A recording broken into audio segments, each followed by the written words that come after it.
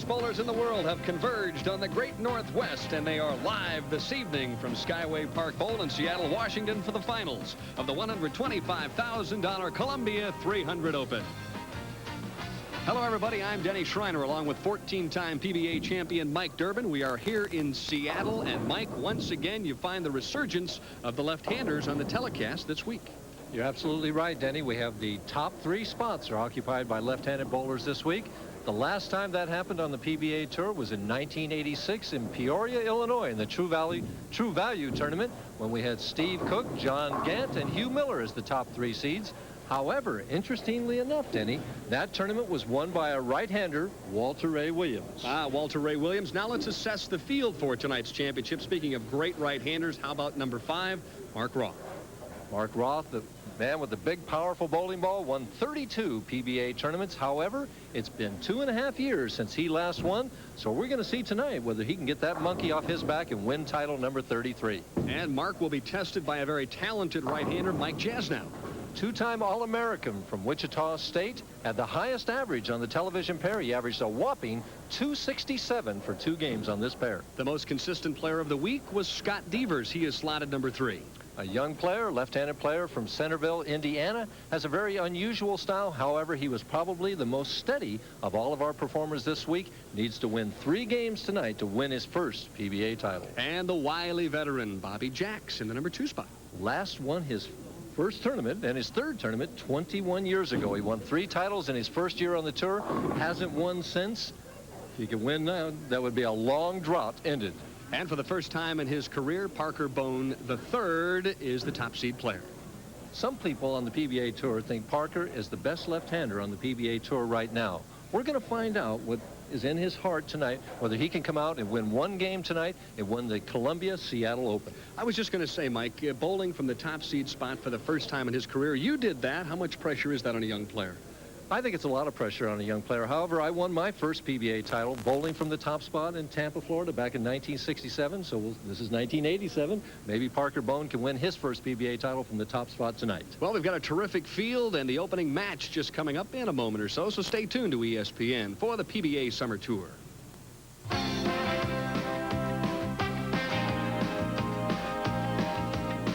Welcome back to Skyway Park Bowl in Seattle, Washington. There you see the handshake between Mark Roth and Mike Jasnau. And Mark Roth will start on the left-hand lane, Mike Durbin. And Mark said the lanes are hooking just a touch more than they were throughout the week. Lanes 33 and 4 here at the Skyway Park Bowl. And lane 34 hooks more than 33. I think it's going to be the key lane tonight, at least for the right-handers.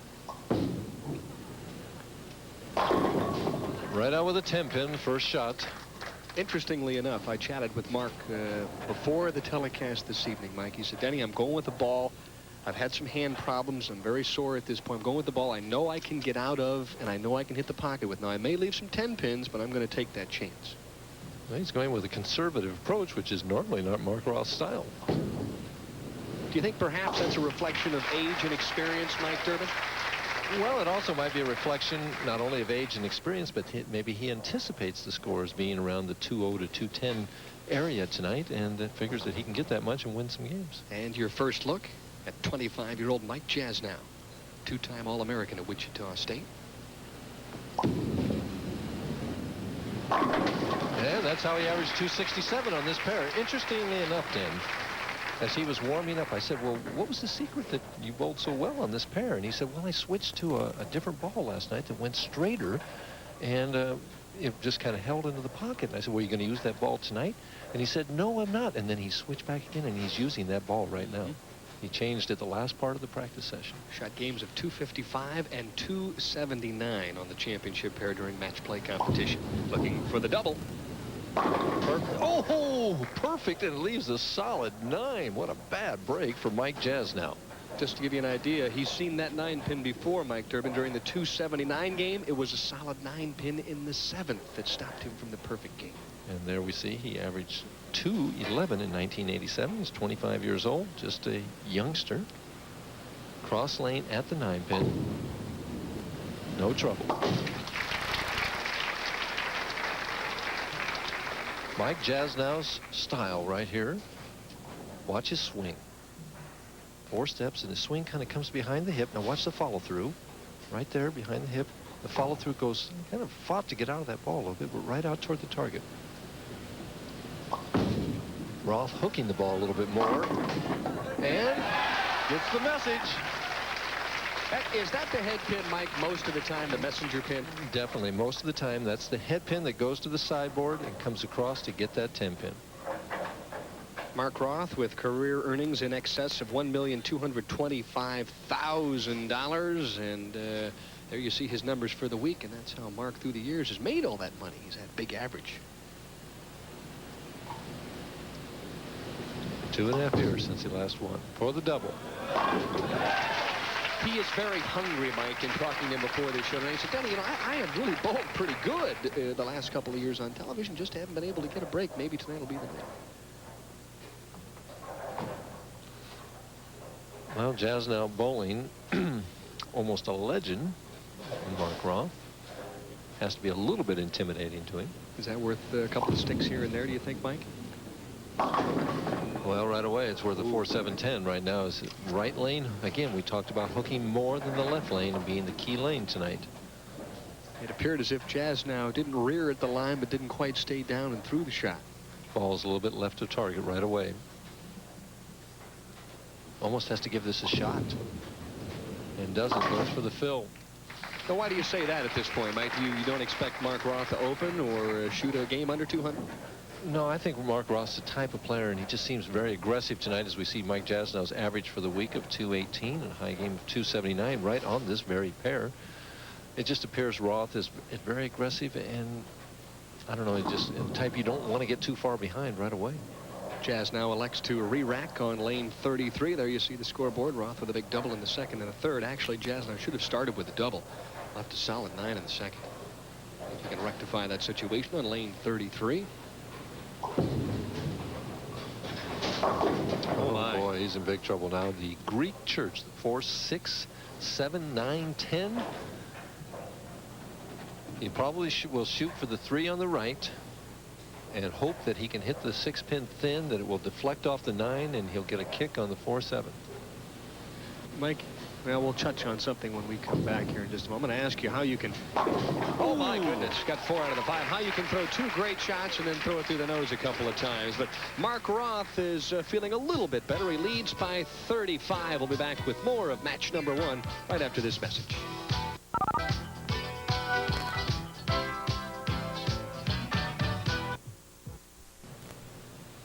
The bowler many feel may be the greatest of all time, although that's strictly opinion. Mark Roth still very much alive. And you see that with a below 500 career TV mark. It's hard to believe. Just shows you how difficult it is to win game after game on television. Roth looking for the turkey on the right-hand lane.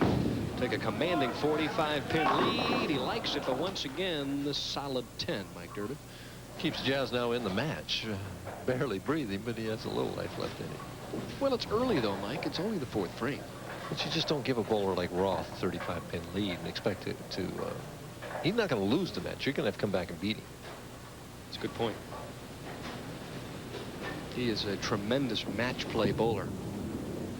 But he struggled the last couple of years as far as winning is concerned. I asked him what his thoughts were about tonight, maybe winning title number 33. Well, Denny, I've bowled well over the last 2.5 years. I've led some tournaments, had some bad luck on TV, and hopefully today I'll be able to change that luck and go on and win my 33rd title. Start talking numbers like that 33rd title. I mean, most of us, we can't even count that high. Another solid 10. 3 10-pins out of 5 frames for Mark Roth. He anticipated leaving someone with that bowling ball, and he certainly is. He's no different than any league bowler. When you leave those solid 10s, the pros don't know why it happens. All he can do is keep stepping up there and throwing the same shot, right?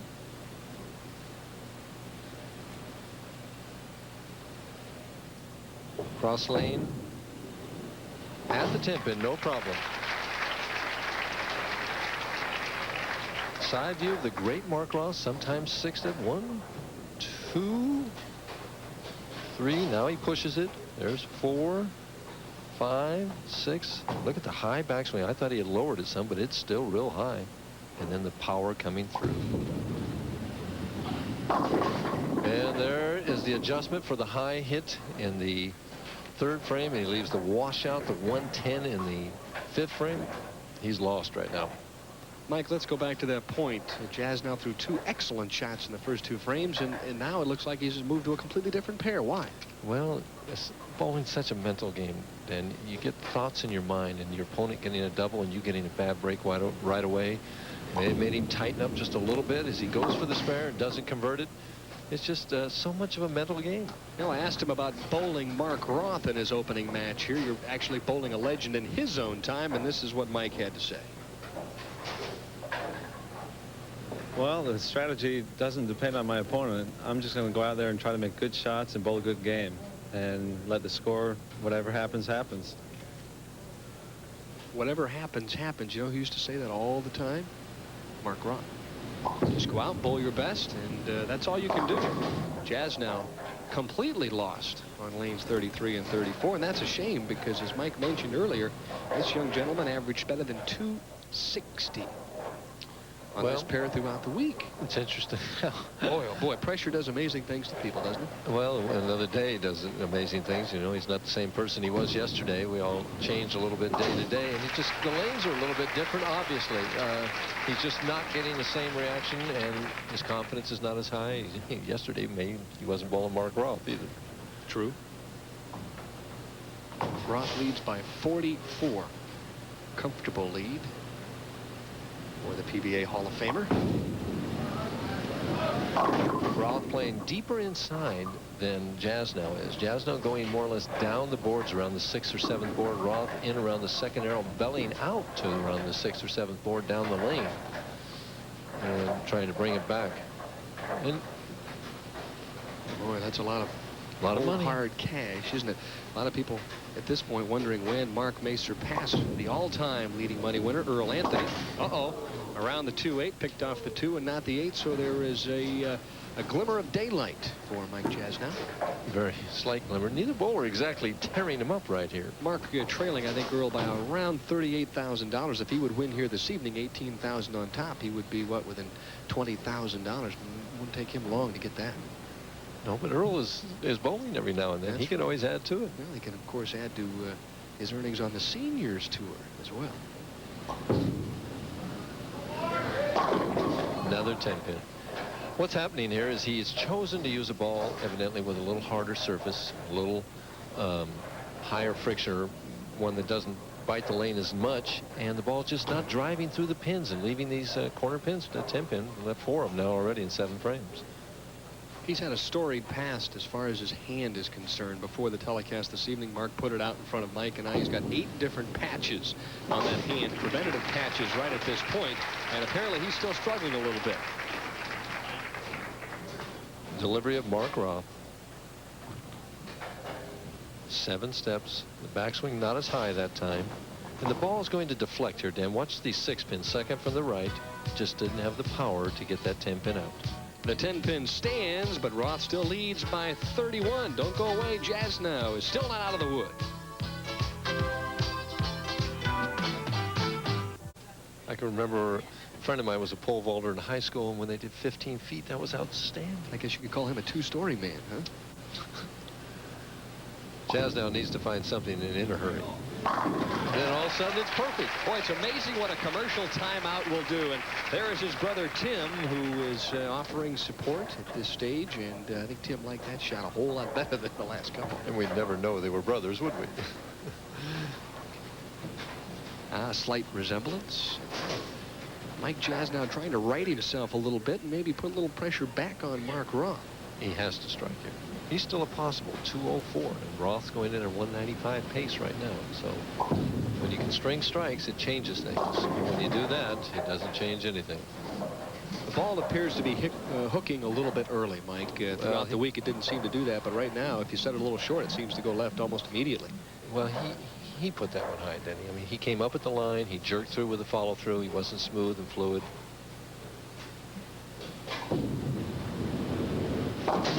No problem with the spare, but he needed a double.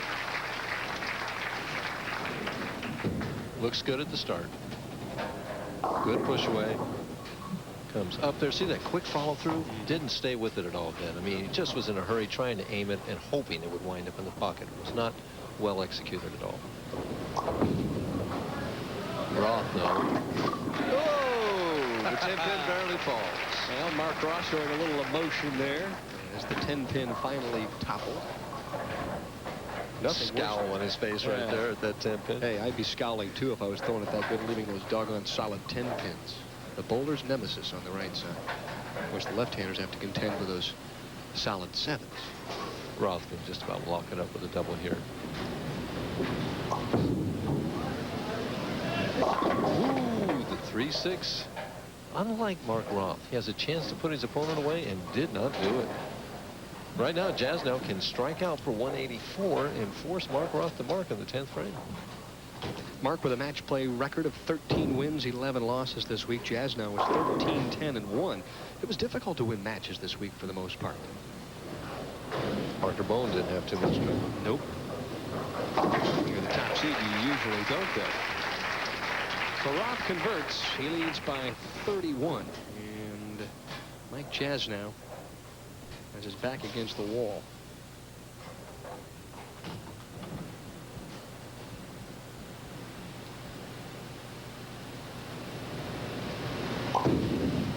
Has to have it, and it doesn't. 3-6-9, and it's going to be history for Mr. Jasnau. It's chalk it up to experience and say, well, 5th this week, and maybe we'll do better next week. And what do you learn by finishing 5th, Mike Durbin? This is Mike's 3rd appearance on national television. He bowled pretty well the first 2 times in the King Louis Open in Kansas City. Well, in this particular situation, I think he just chose the wrong bowling ball. He had a maroon one that he was using, and it appeared to me that he was striking better with that. He doesn't even have it out there with him. Well, he's adding insult to injury at this point. The best he could shoot would be 160, and we all know that Mike Jasnau is a much better bowler than that. One of those experiences where, as Mike said, it's a long, tough night, and all you do is shake it off and head back next week to Southern California and try all over again.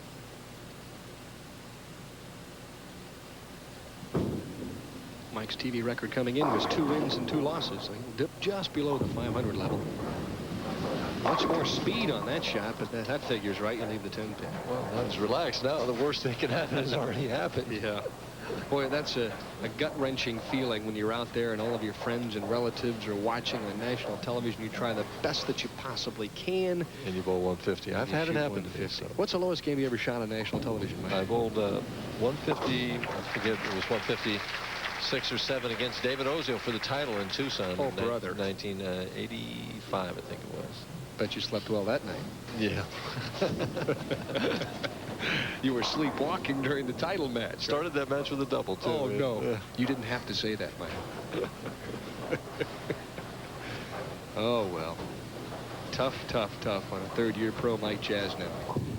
He'll learn from this experience, though. He's a tremendous player.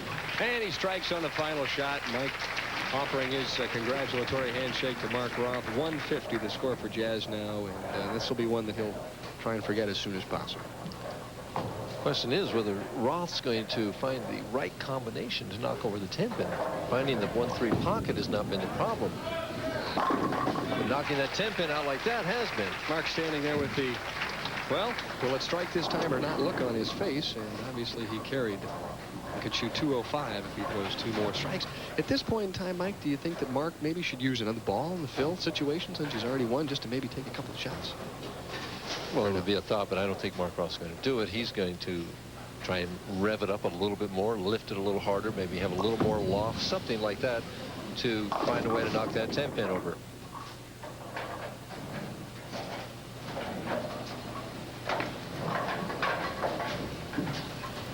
Mark Roth with the spare will shoot 195 and lift his career record on television to 64 victories against 71 defeats. If he makes the 2-8, well, he's 0 for 2 in that department. But he wins nevertheless, 194 to 150. A low-scoring affair, but the scores don't mean much. All you want to do is keep climbing the ladder. And that's what Mark Roth has done here in game number 1 of the $125,000 Columbia 300 Open.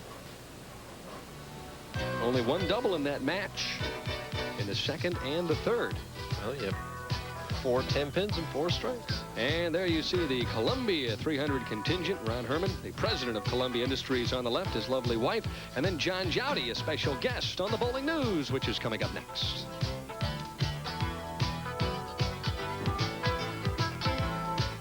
Edition of the Bowling News, and now that the PBA Summer Tour is nearly 1/3 over, I thought now might be an opportune time to update you on the Bowler of the Month Awards, which were instituted earlier this year by the Bowling Writers Association of America. So let's get caught up on just what's happening.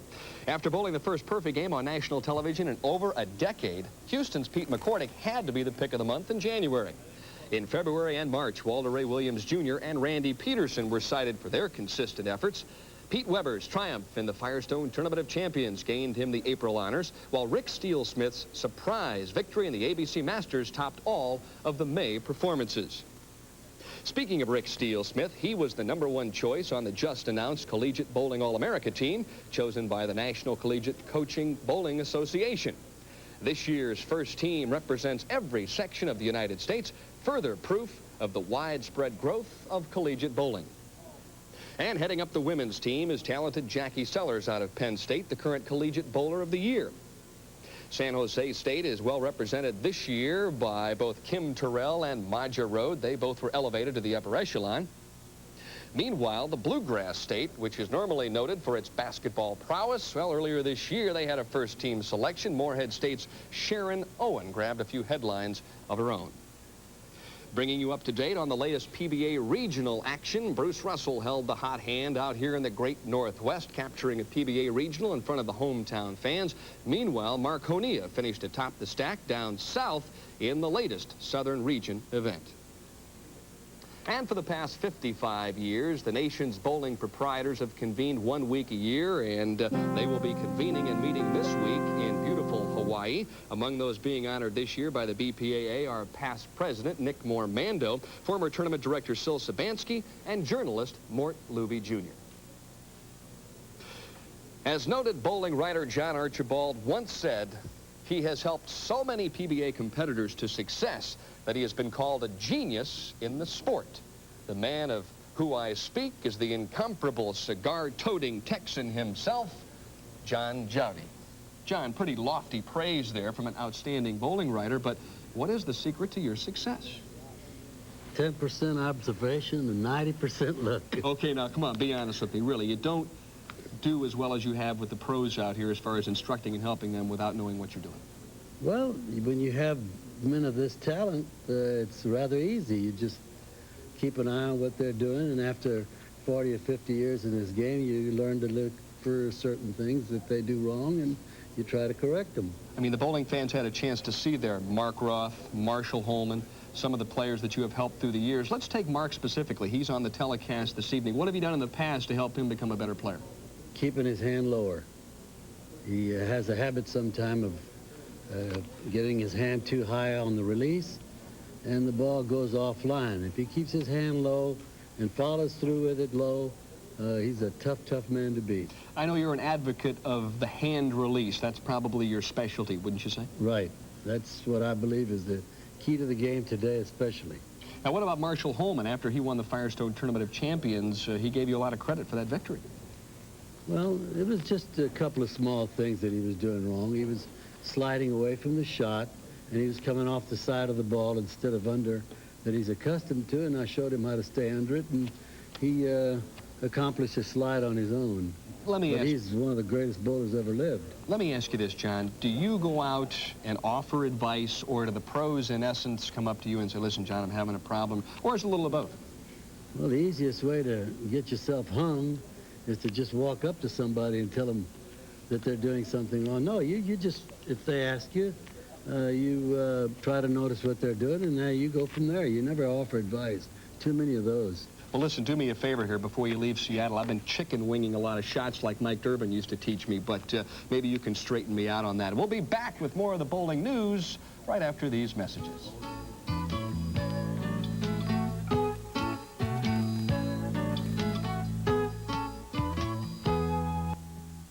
News. Denny Schreiner along with Mike Durbin. $125,000 Columbia 300 Open. Lots of cash on hand this week. Speaking of money, let's update them on the list. Well, we're going to take a look at the top 10 money winners. What everyone's out here to make is that dollar. The leading money winner still Pete Weber at $151,000. Pete McCordick second. He finished 25th this week. Del Ballard third. Randy Peterson fourth. And the great Marshall Holman fifth. Dave Ferraro is at $78,000. Brian Voss ninth with $60,000. 9 guys over $60,000. And Emleto Monticelli right at that $60,000 mark with $59,540. Our leading averages. Marshall Holman again, 218. Pete Weber at 217.8. Ferraro, 215. Ozio, 215. Albee, the first lefty, at 215.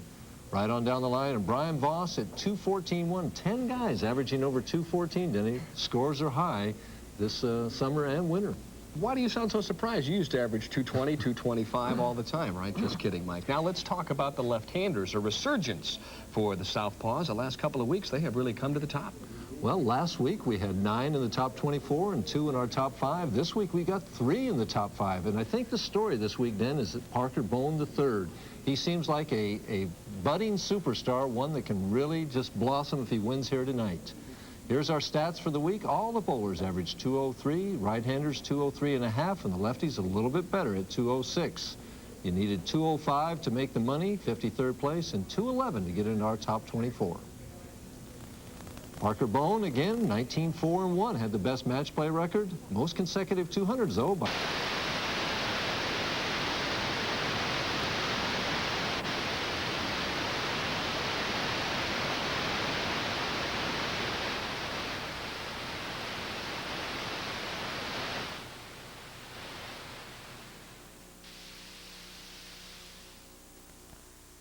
To look at match number 2, a very versatile left-hander, Scott Devers, and also the great one, Mark Roth.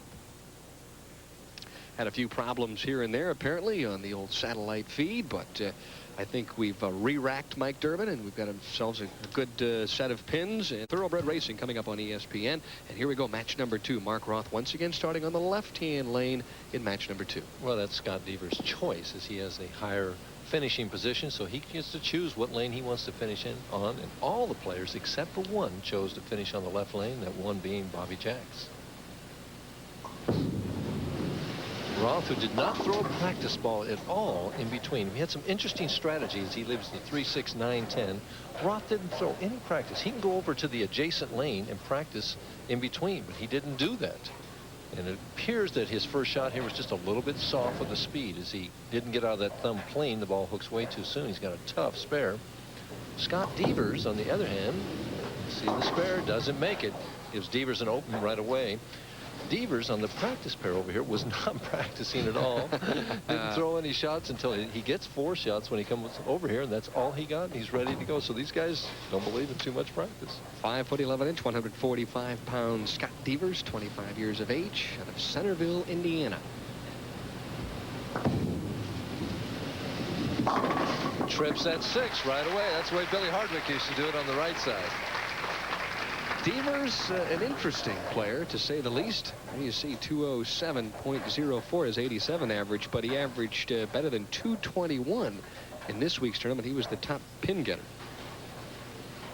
He also was the leading bowler in PTQ. He led the PTQ, which is the Pro Tour qualifier that we have before the tournament for players to qualify to get in the tournament for the double. And trips to 6 again. Well, 2 trip 6s right away. He averaged 234 en route to leading that PTQ, Mike Durbin, and so obviously it's been very successful here in Seattle for Scott Devers. He likes Skyway Park lanes. Well, here's the master, Mark Roth. He realizes very quickly he better come up with something in a hurry or he's going to be out to lunch. Popcorn shot, but geez, the 7-pin didn't go anywhere. Light hit, blew them all out of there, but the 5-pin and the head pin, neither one got to the 7-pin. Isn't it supposed to be the veteran that comes out and throws the key double and the youngster supposed to be making the mistake? Right, these youngsters, they're so nervous. He's bowling Mark Roth. He's scared to death, isn't he? Boy, oh boy. And people don't realize just how tough it is to win out here. You got a great player like Mark Roth, and he's going to have to pull out all the stops to beat this youngster from Indiana. Well, it's early. It's early in the match yet. Mark Roth 4 times PBA Player of the Year, 5 times won the George Young Memorial High Average Award. 1978, I had the pleasure of working on the tour and watched him win 8 tournaments, Mike Durbin. Maybe the greatest year in the history of any bowler. I remember that. Oh, brother. I was out here bowling regularly, as you know. That Probably beat you a few times in the process. What a great year. Gave it plenty of room, and this one came charging back. So on the left-hand lane, Roth comes up with a big strike, and he needed it. Well, you need one before you can start a string. Profound statement there. Devers on a double, leading by 21. I think it's imperative that he stay ahead throughout the entire match. I agree. Very unusual swing. Gave it too much room. And that's nerves. I really believe that that's simply nerves. He came up and was just a little bit high the first 2 shots, and he thought, well, I don't want to go high and leave a split and give him an opening, and he just threw it out the window. And there you see the high game, 277. What a tremendous average, 221.68. And I mentioned he was the top pin getter. And he better not miss this spare. Doesn't want to give Roth any openings right away. Perfect. Beautiful conversion. And he shakes his head a little bit and breathes a sigh of relief. Watch his swing. Very unusual.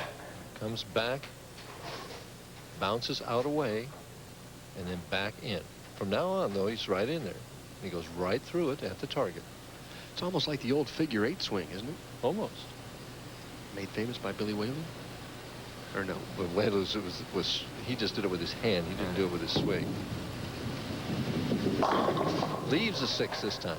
Ball rumbled just a little bit, nicked that thumb hole right at the end. Again, indicating a little bit of nerves. This is Scott's first appearance in the championship round this year and the second of his career. Last fall in the True Value Open in Indianapolis, Scott finished 5th, losing the opening match to John Gant, 242 to 203. 6 out of 14, not outstanding, but if he could win this one, it would sure help the bank account. Well, it's enough to pay the bills and get some experience on the PBA Tour. He leads by 16 pins, but the crafty veteran Mark Roth getting ready to get lined up. Stay tuned.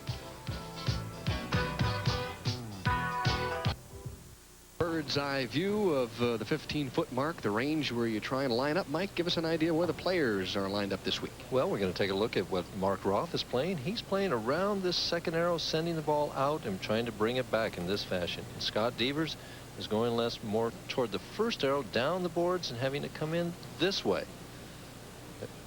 Then we're going to get an idea of what it looks like at the object here at the pins. Roth trying to have it finish right in here, solid, a little more curved than I drew there. And Devers coming in from the outside into the 1-2 pocket. Roth into the 1-3. Both of them want to get that 10 pins in the pit. Boy, I'll bet you were great at Etch-a-Sketch when you were a kid. They used to have those when you were a kid. That's back when they had. That was even before the hula hoop, I think. Oh, well, never mind. No, I never could do the hula hoop. There you I go. got trouble with that. Roth looking for a key double in the 4th. Cut the lead to 6. Solid. You don't see Mark Roth get down on one knee very often, Mike, but I think he has already sized up the match and realized he needs to take control. Well, he wants to put some pressure on this young player. Like he's saying, I'm the veteran here. I'm supposed to come out with the strikes. I'm not supposed to open right away and let this kid get a double on me. He can take the lead right here with one more.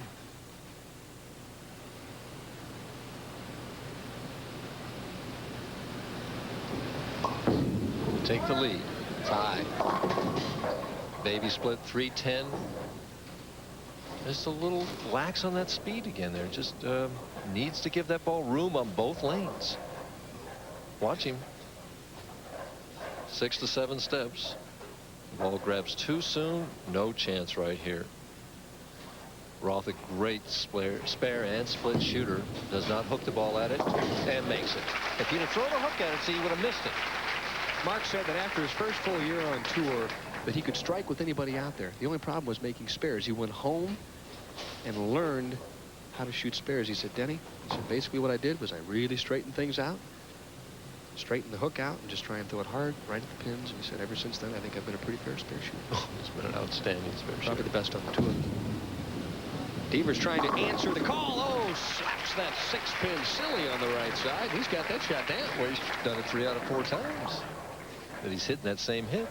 That drives you crazy, too, when you're on the bench and you're watching. You realize he's throwing a pretty good shot, but boy, you start tripping those 4s and 6s, and you get nightmares watching those. The old demoralizer shot, then. It'll psych you out worse than anything else in the world. Right now, up by 8, can make it 18 and really put some heat on the veteran.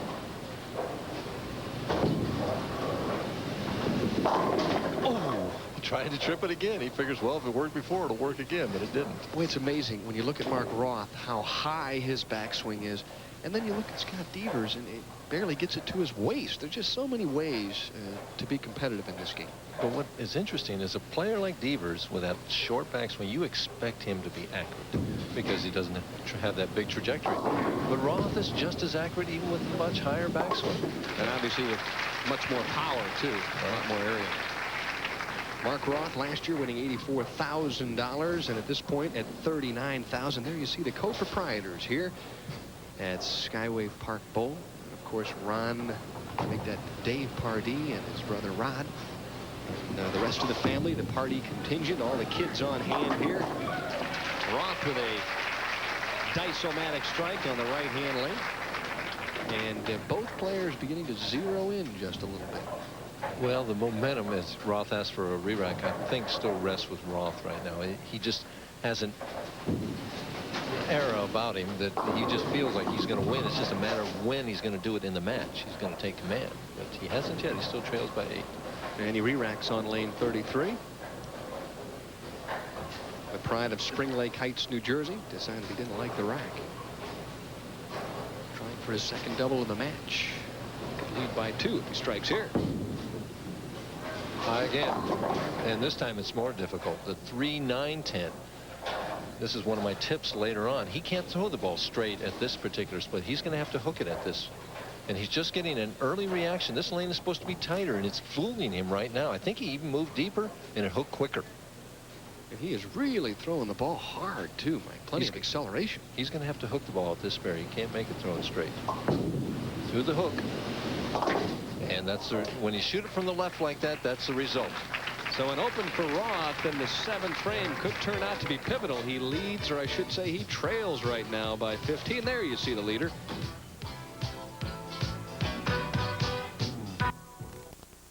And let me correct myself. It's a 20-pin lead for Scott Devers, who is up and ready to shoot here in the 7th frame. And he's been standing in that exact position now for the last 30 seconds, just with his head down and concentrating on what he wants to do. Career earnings of $43,609. Would love to add $18,000, the first place check to that total. And it took a little extra time. Boy, that's the result. Well, that was his best shot of the match right there. Just nice and smooth and clean. Scott cashed in his very first regional tournament. Of course, cashed in his first national tournament. As we mentioned at the top of the show, as we see that graphic there, that it hasn't happened since the Peoria tournament in 1986, tournament that a right-hander won. What's going through Mark Roth's mind at this stage? How to hit that left lane for the double. Perfect. Boy, he's zeroed in. Well, that was Pack City on the left-hand lane. So Devers with a crunching double in the 7th and the 8th has now developed a 30-pin lead. Devers playing out around that first arrow. Again, makes a perfect shot here. Ball not getting nearly the revs that Roth's ball does, as we see Roth's ball right now. But the same result. Right now, Roth is potential 215 if he strikes out. He has not struck on the left lane since the 3rd frame. He needs to find this left lane right now because he's been hitting the right lane. Scott Devers is going at a 215 pace right now. The difference is 30 pins, but it's still anybody's match. Roth needs to make an adjustment. Mike will talk about making adjustments on the approach in his tip coming up in just a couple of moments. Boy, he gave that one plenty of room. How about it? Come on back, and there's a slashing strike. And so the seasoned veteran keeps his hopes alive. He moved a little bit more, and he increased the speed and threw it further right. Well, the great ones make the great adjustments, don't they? The ball gets out around the 5th board down there and comes in light and carries that high percentage light hit. Devers leading by 20. Needs to get one more. And does. Perfect. Right now, he just needs a mark. That does it. If he can just mark in the 10th frame, as Roth says, what am I going to do when he throws him like that? I think Mark at this point appreciating Scott Deaver's ability. It doesn't get any easier. Mark will be the first one to tell you that there are nothing but great young prospects out here on the PBA tours. He's still kind of smiling and looking over at the monitor. I think Mark realizes he's just been beat by the better bowler, perhaps. Well, he's not beat yet. He needs a mark. Well, that's true. And Oh, he my didn't get goodness. it. He did not get it. He left the 4-6-10, and he's going to open in the 10th frame. Mark Roth will need 2 strikes to win. He'll finish with 201, 210. Roth will need 2 strikes in the 10th frame. You see Mark's calculator shifting into high gear as he looked up at the scoreboard, realizing exactly what he needed. And the right-hand lane has been the better of the 2 lanes for him. That's right. The burning question now will be, can he carry the 10 pin? Because he's definitely hit the pocket virtually every shot on the right-hand lane 34. And Devers is just kicking himself. He had the match won, just needed the mark. Count was unimportant. Well, Mark Roth has talked about getting a good break on television. He hasn't had any in quite a while. He might have just gotten one right there if he can take advantage of it.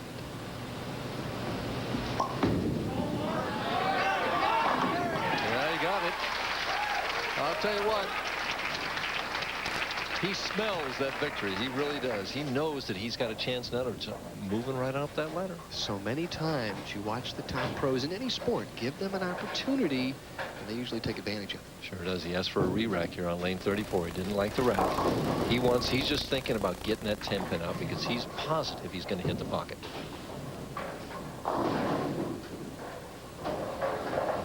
Earlier in match play competition, Scott Devers defeated Mark Roth. Now Roth tries to gain a little revenge here. That's as much time as I've ever seen Mark Roth take. And doesn't carry, and Scott Devers is going to move up the ladder.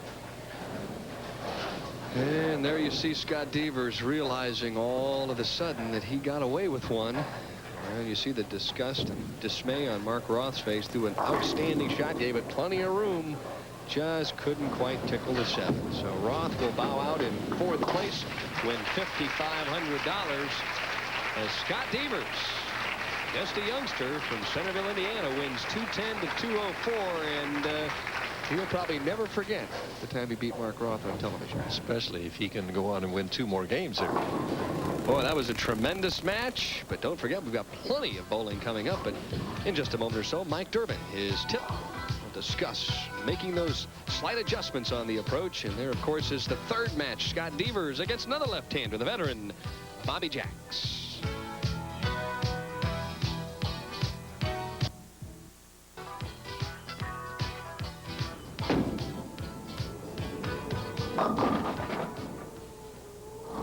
I've just gone through the heart of the pins and left the 4-6-7. A near impossible split, and I'm most likely going to get an open frame. But that's not the real important issue. The important issue is what kind of adjustment do I now make so that I don't make the same mistake the next time I get up on this lane, and so that I can make the proper adjustment to get a strike. Well, before we get into that specific move, there's a couple things you need to know about moves in general first. First, when I miss left, the move is to move left on the approach.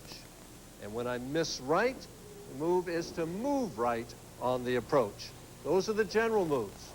Now the specific moves are that when I line myself up and use the inside edge of my left foot here, and if I move 1 board left on the approach here, it's worth 1.5 boards at the pins. Go through that again. 1 board left here on the approach is worth 1.5 boards at the pins. So 2 boards here on the approach is worth 3 at the pins. Now the 1-3 pocket for a right-hander and the 1-2 pocket for a left-hander both sit on the 17th board. In our example, I left the 4-6-7. That went through the heart of the pins or the 20th board. 3 boards to the left of where I want to be. So the question is, what kind of move do I now make to get that ball back 3 boards to the right? Well, remember, 1 board to the left here was worth 1.5 boards down there. So 2 boards to the left here should bring the ball up 3 boards to the right at the pins and put it right into the 1-3 pocket. Let's try it and see if it works. I set myself up And when I left that split, on the inside edge of my left foot was on board 22. So I moved 2 boards to the left, or over board 24, and my target was the second arrow. And I'm going to keep my target the same and not move it. And we'll see if it works.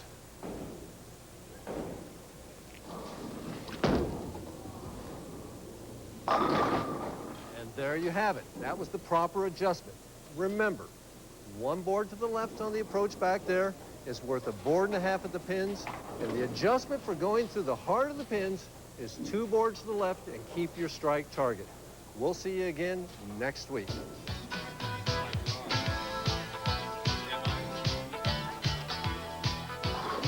Semi-final match is coming up next. Scott Devers and Bobby Jacks. It's been 21 years since Bobby Jacks won a title. Let's see what happens.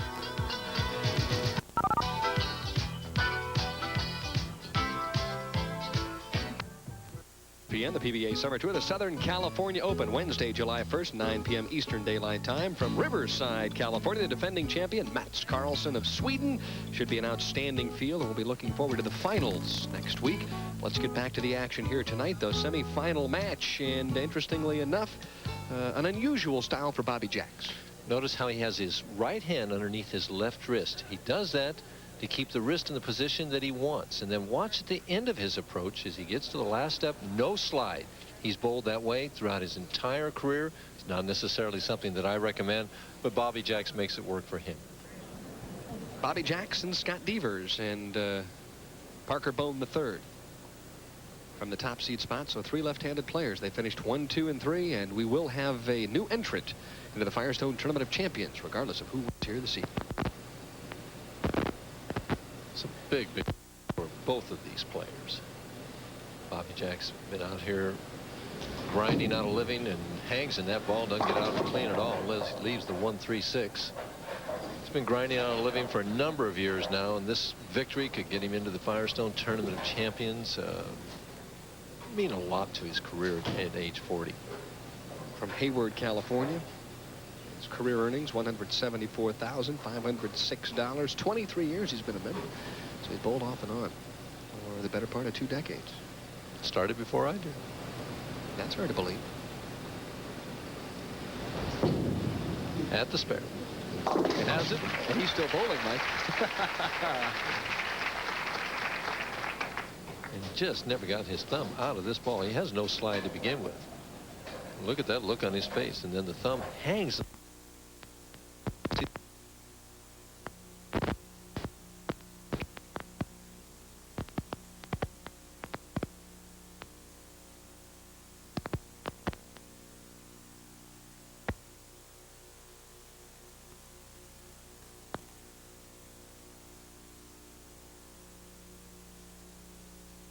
When he hits light, doesn't want to get a lot of real action there.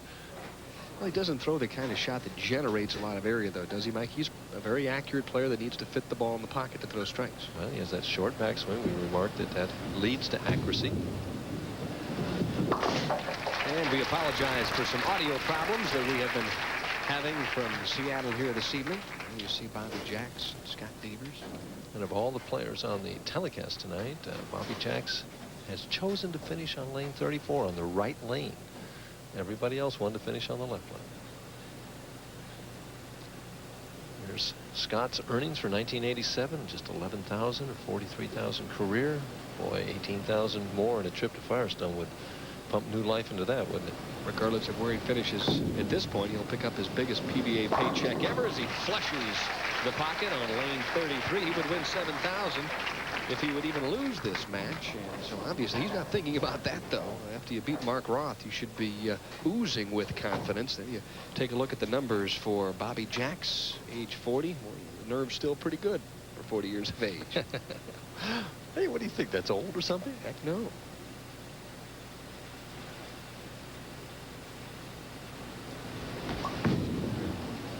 A lot of speed. Light. And what a break. Crumbles the 3-5-6.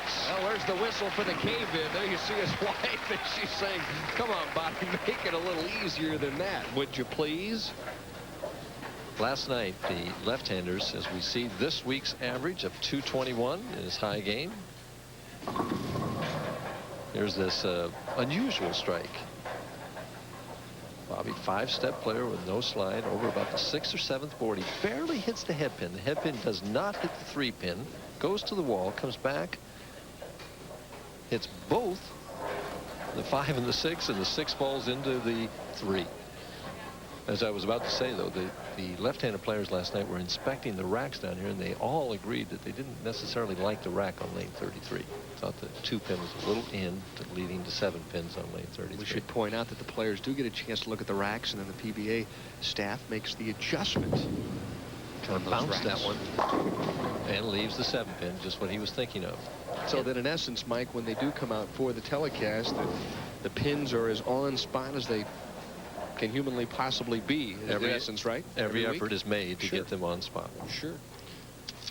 In the match play, Denny, Scott Devers defeated Bobby Jacks 247 to 221. So Devers evidently exactly enjoyed.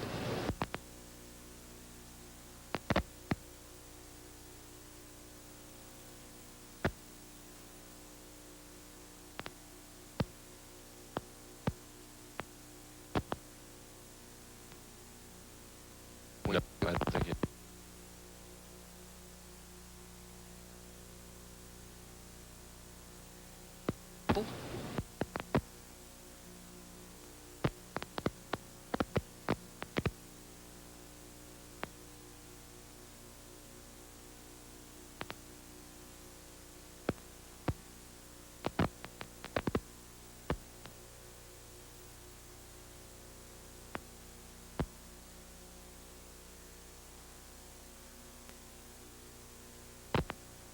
Does it?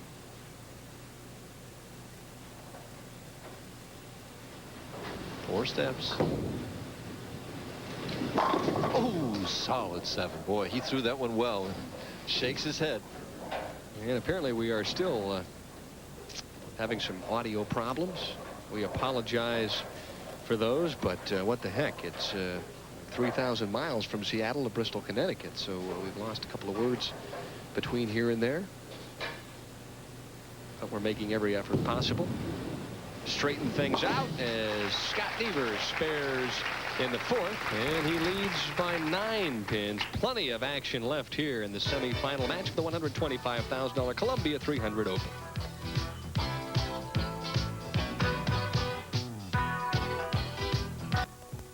Of the PBA Tour tournaments in Seattle last year, the defending champion, a tremendous show. What an emotional show. Dale Eagle won. Of course, we want to mention these championships were played at Leilani Lanes in Seattle in 1985, in a telecast that I was on for a brief appearance of one game. Dennis Jakes was the winner. And in 84, Don Janello had the hot hand. 83, Charlie Tapp, and a good friend of yours won in 1982. And Tommy Hudson, I believe he beat Bob Hanley that year and got a strike in the 10th frame to do it. Yeah, that's the way to win a championship. And there you see Bobby Jacks, 40-year-old Bobby Jacks of Hayward, California. He trails by 9, shooting in the 4th frame on lane 34 here at Skyway Park Bowl in Seattle, Washington.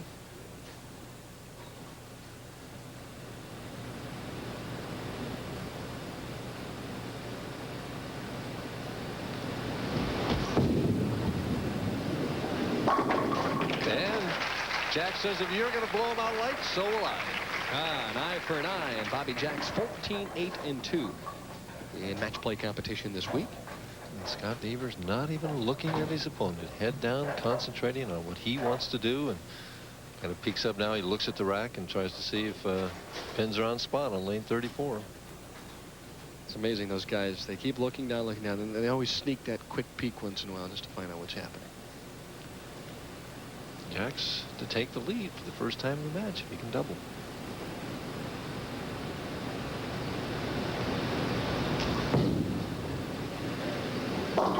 Right through the heart, leaves the 4-7. Good break. He's fighting his release as his wife looks on. He's just not making clean shots. And there you see 43rd in 1984. Obviously, he has bettered that mark this evening. The winner of this match will bowl Parker Bohn III for the title. And we're talking with John Jowdy earlier about the hand release being so important right now. That's the part that Jax is searching to find. Bounce that one, too. But it's clean at the spare. See, the pressure is different at the spare. And he got out of that thumb clean and lifted with the fingers at that particular shot. And he's not doing that on the first shot when he has a strikeout. Scott Devers, among his hobbies, golf and video games. His goal is to win a title and be consistent. Devers, on the other hand, is throwing almost every shot clean. Just like that. I think the interesting thing about his game, Mike, is watch what happens to his hand when he's done with the swing. It ends up behind his head. His left hand. I hadn't noticed that, but I'll watch it on this next shot. Watch it. This is pretty interesting. I mean, it really accentuates the follow-through. Get the ball down the lane and get it on line.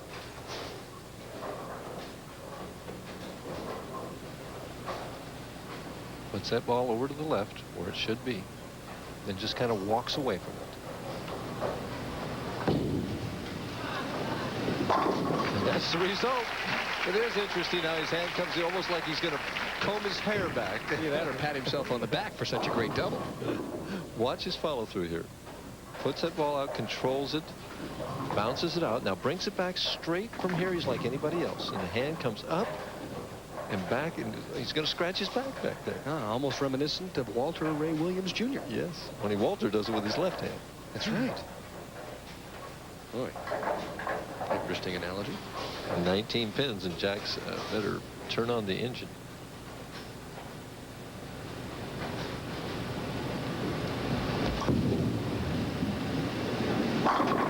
Another 7 pin. Much cleaner release, though. Yeah, but he's running out of frames. This kid just keeps throwing every ball in the pocket. It's intimidating to you when your opponent, you know your opponent's lined up and you can't strike. There's no way to win the match that way because you don't figure he's going to make a mistake, and if you can't get anything going. The only thing you can do is pull out the plug, right? Maybe shut the lights down. Figure out you can sneak out, huh? Cross lane at the 7th pin. And this is Bobby's first appearance in the championship round this year. Last year he finished second in the Miller Lite Challenge. He was the top seed, but he lost to Dave Husted, 225-210 in Tucson, Arizona. Golden Pin Lanes will be down there in, what, a couple of weeks? He's looking forward to getting there, I'm sure. I'm sure Pete Tanis, general manager, is readying things at Golden Pin Lanes. Jack's down by 20, could cut the lead in half. Or at least start to if he strikes here. He's still potential 239 if he would strike out, so he just needs to get something going. See if Devers sneaks a peek.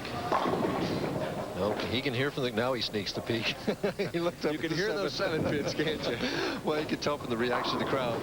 He heard the crowd go, oh, and he thought, well, is it a split? No, it's only the 7 pins. Well, there's a difference between the O's for the soft 7s and the O for the splits. Yeah, I guess you're right. Harry Golden, the national tournament director, always warms up the crowd before each telecast. And he says, hey, feel for those guys when they're out there bowling. React to those shots. And normally the crowd will let you know what's happening.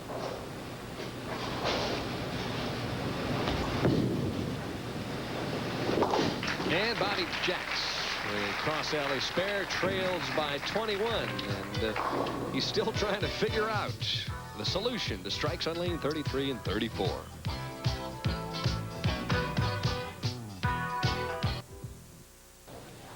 Scott Devers checking out the scoreboard. He leads by 21. He's working on a double and shooting in the 7th of the semifinal match here in the finals of the $125,000 Columbia 300 Open. Live from Skyway Park Bowl in the Emerald City, Seattle, Washington. And let's see if Scott Devers has got some of that killer instinct anywhere. He can just step on Bobby Jax with a couple more strikes here. He leads by 21, can increase it to 31 with one more. Mike, let me ask you a question. Both players are hitting the pocket. Devers is striking. Bobby Jax is leaving the soft 7s. Why?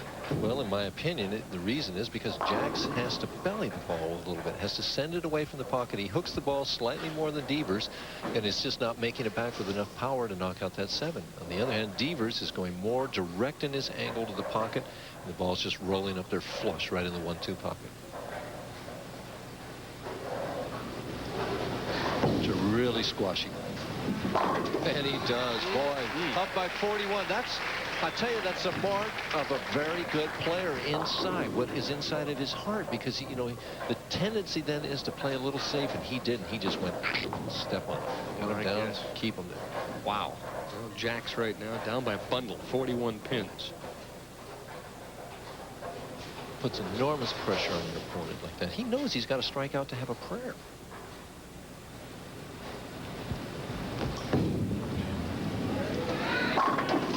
A little more direct with that shot, if you noticed. Kind of a wry smile on his face there. I was just going to say that. He certainly realizing he's got his work cut out.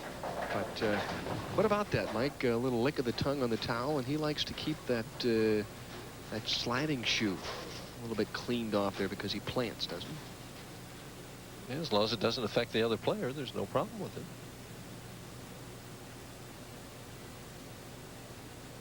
Has to have this one. I mean, he wants any chance to win this match. He must strike here. And Tammy, his wife, looking on, probably hoping and praying for a strike out of her husband. Oh, he shakes him loose. And she obviously enjoys that shot. She's eyeing the scoreboard as well. And, a glimmer of hope. A little more angle of attack this time. It just appeared that he was a little further outside, and he didn't get the ball up as high as it had been. Comes in light into the pocket and blows him out. I don't think he actually made a move on the approach. He just went a little more direct. Devers to lock it up. And leaves the 7. If he makes this, Dan, he's going to be in the same situation he was in the last match, that he'll need a mark in the 10th frame to lock it up. And don't think he's not thinking about that. He wanted that one. That would have iced it. He split against Mark Roth in the 10th frame. He could have closed the door on Mark and gave Mark an opportunity to come back and win. Roth got the first one and left the 7-pin on the second shot. He must make the spare, though. No problem. Dead center. Scott kind of stayed right at the line and watched that one go all the way down the lane until it picked off the 7-pin. He looks up at the scoreboard, reaches for the rosin bag. He knows what he needs to do. He's watching that spare all the way. A little sigh of relief. But he's going to sigh a little bit more if he can put 10 in the pit right here. Bobby Jack squirming a little bit. He's uncomfortable because he realizes if Devers strikes here, it's good night, Irene. And it was almost good night, Irene again. He got soft with the speed and right through the heart of the pins. Left the 4-7. Good break. Broke up the split. Needs to make the spare to lock it up. Possible 236 if he would spare and strike, and that's twice he's been tested. Twice he had an opportunity to shut the door, and neither time he was able to. It's experience. Okay. That's exactly what it is. Lack of it. He's kind of learning on the job. Right. A little more speed at the spare. That shows what he knew what he needed to do. Now he just needs 3 pins. Think you can handle it then? 3 pins? Me? Yes. That'd be like an even money bet. I'd move left and stay about 6 feet behind the line. Throw it hard and straight, right? Well, he does need to stay behind that foul line. He does. He's going to move on to bowl for his first title. 235. Well, he continues to bowl very well. Fans applauding the efforts of Scott Devers, so it'll be a pair of young lions, young left-handed lions, Parker Bohn III and Scott Devers, and they'll challenge each other for the title. And the two of them together, their ages added together, barely more than mine.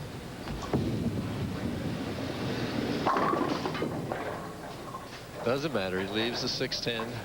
And another chance for Bobby Jacks goes down the drain. But at the same time, he continues to bowl well. And it's like anything else. You could say that about Mark Roth. How many times he's made the show in the last couple of years and just hasn't been able to win. And then it's so funny. As we were talking about in the car today, Mike, you said you didn't win a match for like 5-6 years on the tour. And then all of a sudden you won 17 or 18 out of 19. They can turn around. Yeah, they can turn around at any time. It's almost more mental than anything else. Yeah, in the position that Scott Devers is in right now, when I got into that position, I was convinced I was going to win. When I'd won 1 or 2 matches on television, had a roll going like that, I just didn't think, I just figured that everything was going my way that day and I was going to win. So Bobby Jacks will have to settle for third place money, which is $7,000.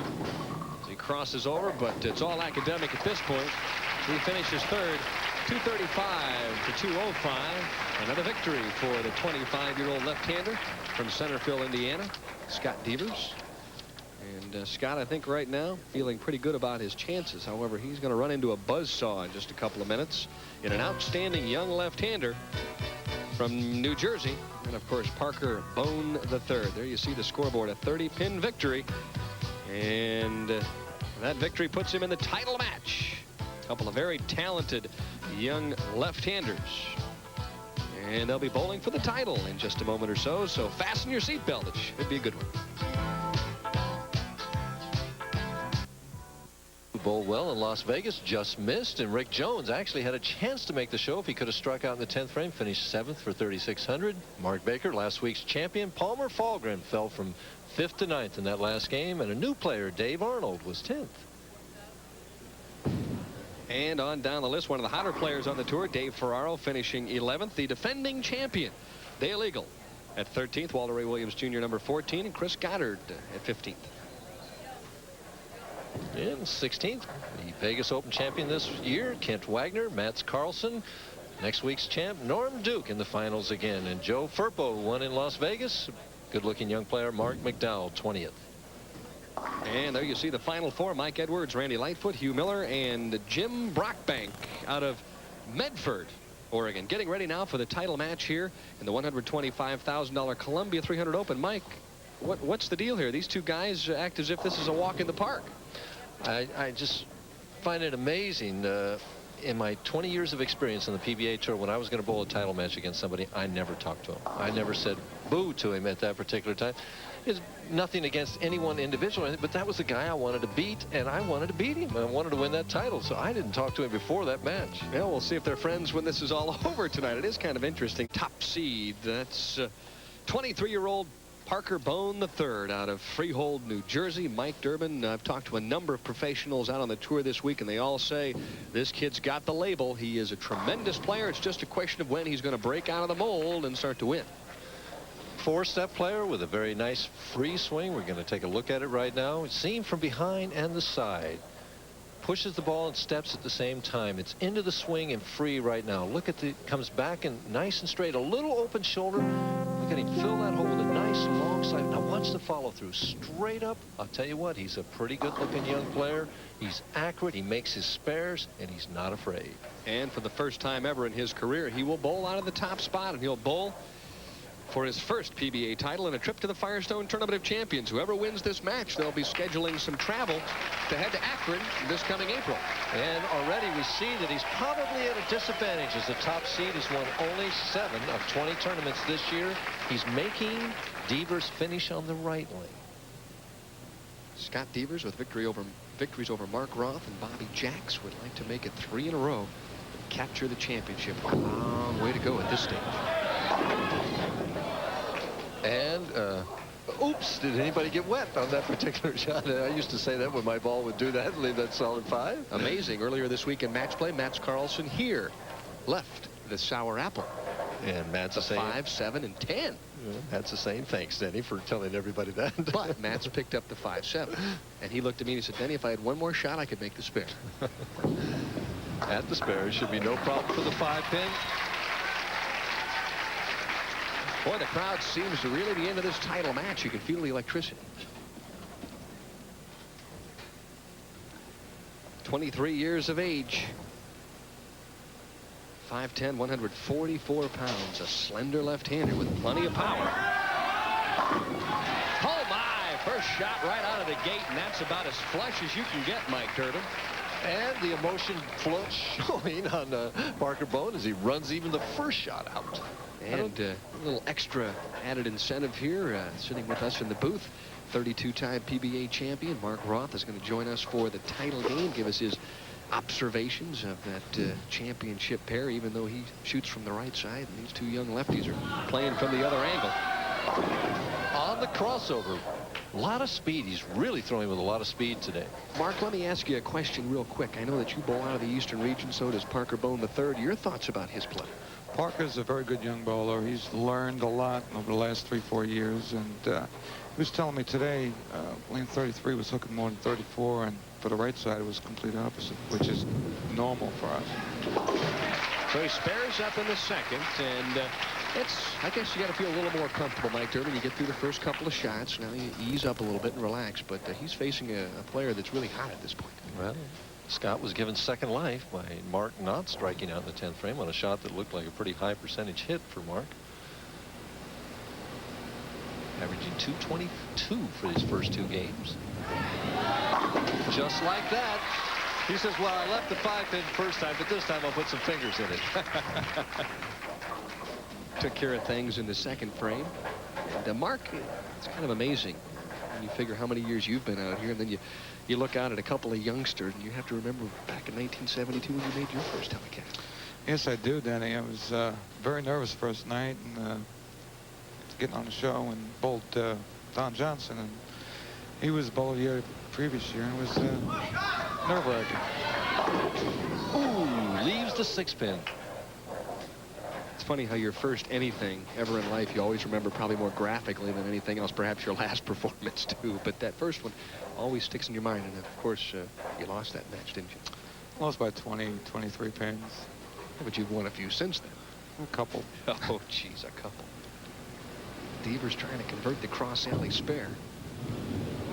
And he does. Mark, we mentioned before this title match, Parker Bohn III and Scott Devers chatted with each other and exchanged pleasantries before the match. And Mike Durbin said, geez, I never talked to the guy who was bowling for a title match. What about you? Not really. Today I was in a good mood, but Parker's loose, and he has a lot of confidence. And that's the reason why he's talking. Ooh, trips the 6-pin out of there. Good break. Same hit that Devers had in the 3rd frame, only he got it out. There's his mother rooting him on. And she traveled most of the first year that he played out here, and she just loves to watch her son bowl. And I mean, heck, if I was his mom, I think I'd watch him play too, as good as he is. Interesting that Mark here said that the left lane is hooking more for the left-hander, yet Parker chose to finish on that particular lane. He told me there's no question in his mind that the ball is hooking earlier than it has all week long. There we see the score, all even.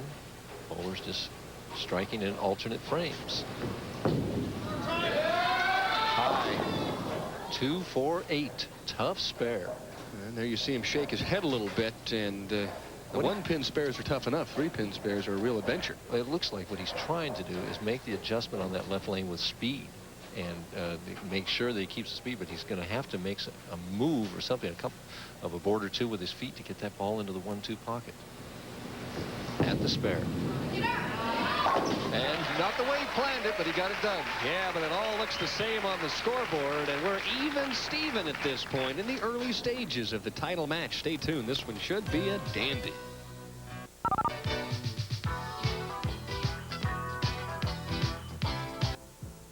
And the winner of the title match will receive a nice check for $18,000 this evening.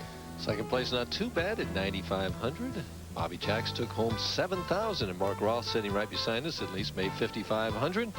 $4,500 went to 5th place tonight. That's right. So Mark is buying this evening because he won $5,500. Next week on the PBA Summer Tour, the Southern California Open, live and direct from Riverside, California, Wednesday, July 1st, 9 p.m. Eastern Daylight Time. But let's move back to the present, as they say, and back to frame number 4 in the title match. We're all even Steven here. And both players are picking on lane 34. Bohn has 2 strikes on it. Devers looking for his second. And gets it. Looked like he was almost a little soft with that shot, but the ball held pocket. Mark, through the years, what was the key for you to come back out of the commercial break and make a good, firm shot? Keep my speed up. My tendency coming out of commercial is slow down, and I want to keep the same tempo we've had from the beginning of the game. It appears that the first player that gets the first double in this match is going to have a tremendous psychological and physical advantage. So Devers will try and take full advantage of that here in the 5th. Light. No, it came up high. Trips that 6. That lane is hooking. Well, it's amazing what will happen to your confidence if you start tripping those 6 pins and 4 pins. Yes, sir. I can remember a few. A few? Mike, you were king of tripping the fours for years. Admit it.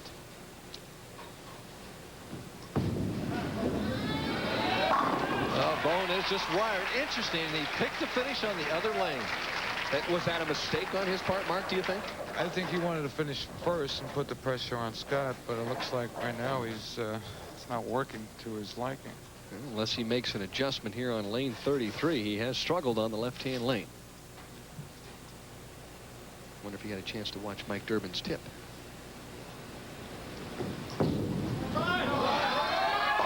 Yeah, he made the adjustment. I don't know whether he moved or whether he kept it, just tried to do it with speed or what he did, but whatever it did, it wound up in that solid, that 1-2 pocket. Boy, this is a big shot for him, and he just threw it beautifully. Look at how clean the release is, and heavy fingers. And that ball's rolling like crazy. Tremendous shot, and he knows it. That Houdini shot, the disappearing act. Back to live action. Scott Devers trying to answer the call, and doesn't quite trip the 6. Had it wiggling just a little bit. Tantalizing 6-pin. Just an eyelash high.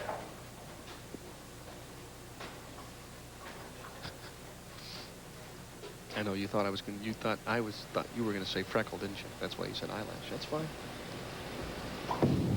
At the 6-pin, no trouble. And we should comment that during the commercial break, at 3.5 frames, these two guys were chatting with one another again. So, Mark, what are your thoughts about that? No, I wouldn't do that. I might give my opponent a dirty look, but never talk to him. You aren't going to exchange pleasantries. Maybe No. not until after you're done. and we see now that Devers is trailing by 1. Yeah. 7th frame. Yeah, but these are contemporary players. This is a different era. I guess it must be. Sure it is.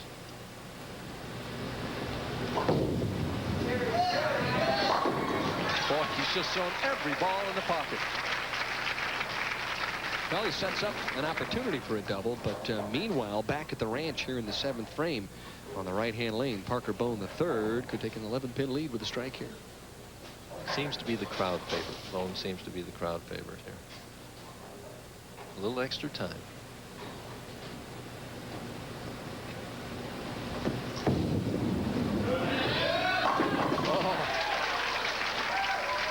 Sister looking on, and she likes that where that 7-pin snapped right out of there. Well, he certainly knows how to strike. During one PBA regional, he shot back-to-back 300 games. You don't have to be a genius to realize that's 24 straight strikes. Well, right now he's got 3 in a row, looking for just 4, and if he gets that, it's going to put him up 21 pins. Trying to win that first ever PBA title. Two fine, talented young left-handers really providing a show. He's got it. Well, Parker Bohn III took off for the races as soon as he let that shot go. The confidence building, and he knew right away as soon as he let the ball go it was a strike. The free swing under pressure. And you can't throw it under any better, I mean, even in practice, than that under pressure. Yeah. They may be friends before the match, but he was right back in his face with that strike. Has to strike here. Soft 7, the 6, and then the adjustment. A little more speed and leaves the soft 7, and he's in trouble. 21 down. The best he can get now if he picks this up and strikes out is 229. Bohn with 4 in a row, going at virtually a 229 pace right now. He hasn't lost count yet, so it's still somewhat in doubt. But as they say, Bohn is in the catbird seat. Uh-oh. Now it's almost all over right now. As he, oh, my goodness. Mental error. Mental error. Missing that 7-pin. Reduces his possibilities to 217. Cross lane at the 7-pin. Wants to get it over about the middle arrow. And he just had too much angle. The ball doesn't bite and come back. Scott said the key to his success this week was his consistency, and he's been working very hard on making his spares. Obviously, a lapse in concentration there has cost him dearly. Tries to bounce back. Oh, how about a little slap shot there from behind. A little clipping may have been called on lane 33. Where was the yellow flag, Mike Durbin? Well, he's still alive as he's potential 217. If Parker Bohn would open one of these last 2 frames, However, Parker strikes here, the match is going to be history. Well, if you've watched Parker Bohn, the third bowl here tonight, and said, geez, he looks like a player, a PBA Hall of Famer that used to bowl a lot on the tour, Dave Davis. Well, it's because Parker Bohn has worked quite often with Dave Davis and credits Dave with much of his success. Leaves the 6-pin. Making this, he's going to have to mark in the 10th frame. Very aggressive, and there you see the fingernails are coming off. You never trim your fingernails when you bowl on national television. You got to have something to chew on when you come down to that title match, don't you? Trim the right hand, chew on the left.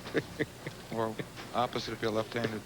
Words of advice from a man who has gone through that a few times. At the 6-pin. I love the way he shoots those spares. Very aggressive, right at him. Zips it right at him.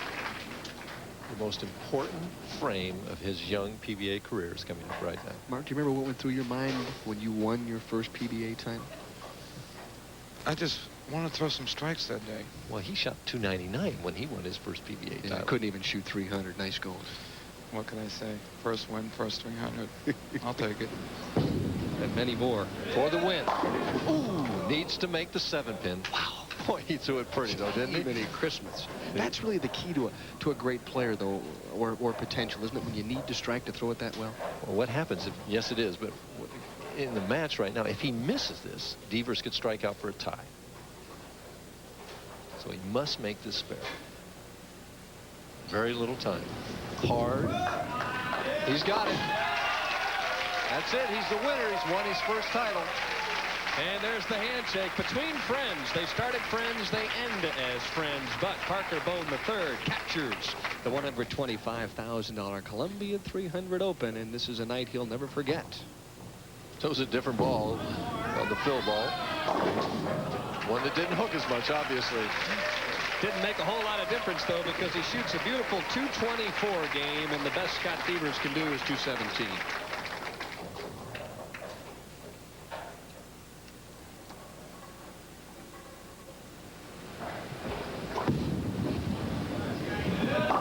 Well, doesn't make a whole lot of difference at this point, and well, that was the I'm locked out of this, really don't care shot.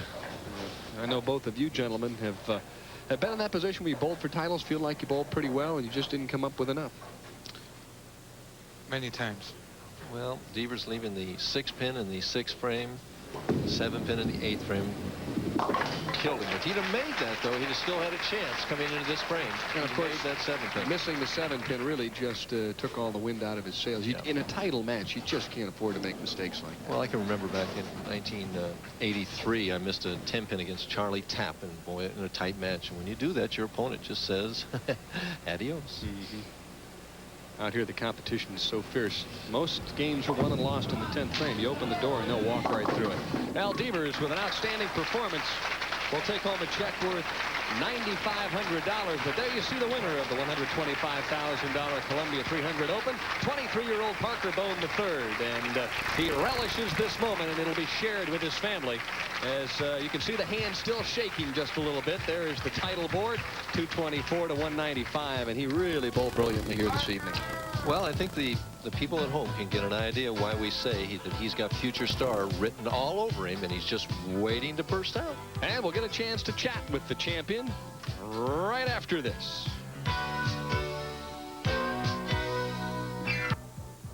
And welcome back to Seattle, Washington. The runner-up, Scott Devers, bowled tremendously here this evening. He just came up a little bit shy, but what are your thoughts about that?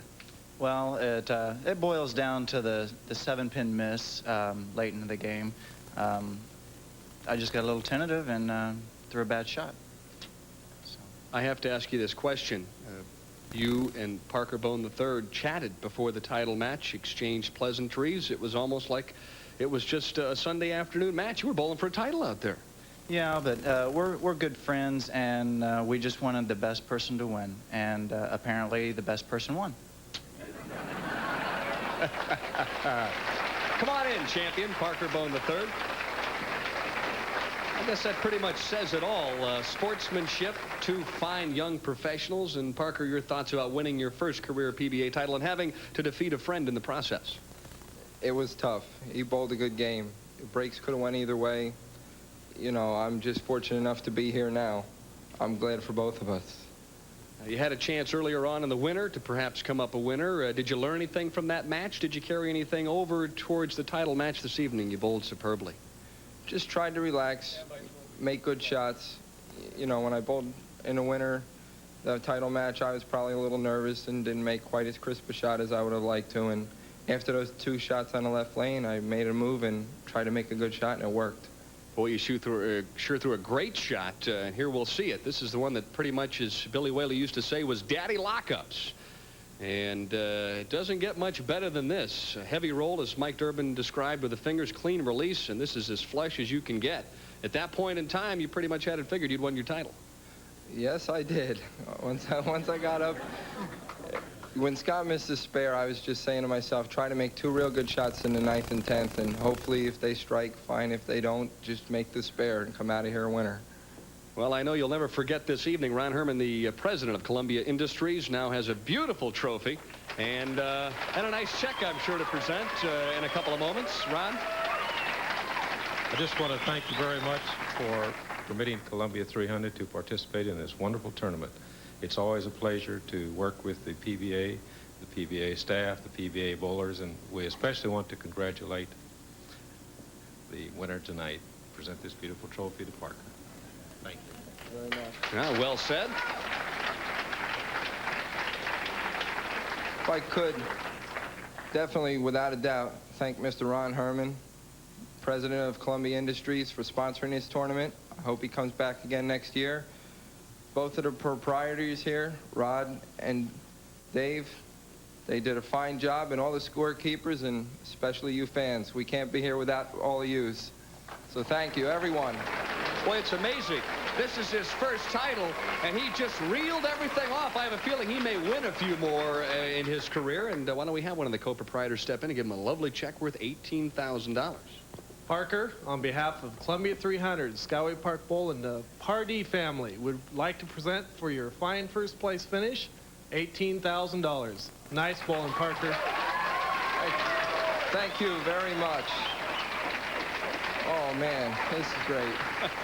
They don't get no better. I'll give you a moment to gather your thoughts. We'll take a commercial break here. Be back to talk a little bit more here from Seattle about a tremendous tournament, the $125,000 Columbia 300 Open. So stay tuned.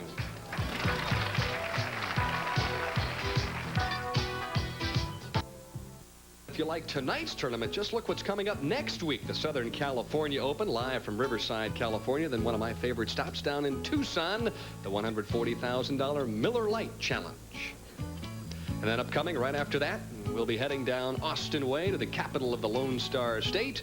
And then the Hammer Open out in Edmond, Oklahoma. So a full month of bowling on ESPN on Wednesday nights.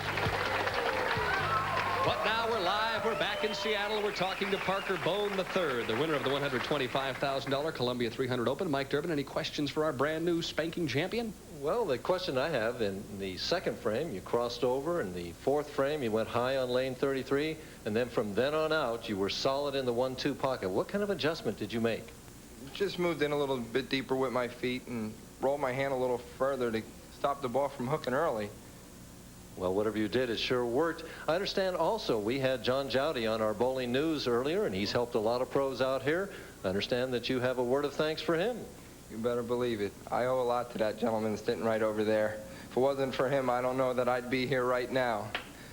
My arm swing is working great. Thank you, John. And, of course, John Jowdy paid him $5,000 to say that here this evening. No, only kidding. No, John is obviously one of the best coaches out here, and he's helped a number of professionals on the tour. Well, you've won your first PBA title now, Parker. You've made, what, almost $60,000 here for the year? Are you thinking about that $100,000 mark, or what are the goals for Parker Bohn? This was one goal right here. This check and that trophy says a lot. We'll go for the $100,000, but we're going to take it one step at a time. Okay, now one other question. Do you know where Akron, Ohio is? I'm going to find out real fast. Better book some travel arrangements. You know, you'll be participating in the Firestone Tournament of Champions in April 1988. I'll look forward to it, believe me. I know your mother was here tonight and your sister as well. Obviously, she's had a chance to watch you bowl a little bit as Mother Jean and Sister Cindy. Cindy, why don't you come over and step to my left? We'll step in and, oh, this is it right here. Huh? This is the life at $18,000 check, and you get all those kisses to boot. I'm telling you, there's nothing better than it. The PBA, you can't beat it. It's all here. Columbia, the Bowling Center, Skyway Park, the fans, the scorekeepers, everyone, right down to the last person. Thank you all.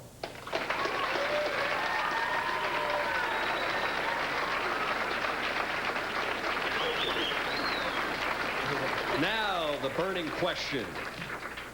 Does Mom take the check and put it in the bank, or do you get anything out of this, Parker? Are you on a per diem program, or what? Do you get anything from this? Oh, she'll put it in the bank, all right, but it's just going to go to further bowling. Now, what about your thoughts? You've won now the first time. You've broken through. You know what it means to win and how to win. Where do you go from here?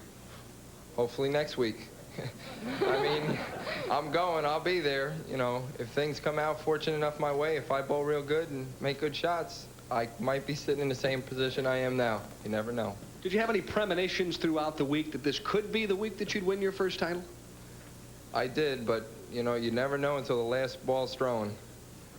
So, I'm just glad it's here and it's done.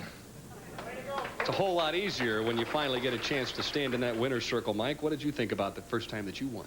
Well, I won. We talked at the top of the show. I won in 1967 in my first PBA title. We talked to maybe Parker could win his first title in 1987. You always remember your first one, but I think with Parker that there's going to be a lot more to follow. Well, it's amazing you could remember back 20 years. Oh, Mike. yes. All the way back to 1967. We're glad you joined us this evening live from Seattle. Stay tuned. Next week we'll be in Southern California. There you see the winner, Parker Bohn III, the $125,000 Columbia 300 Open. So long from Seattle.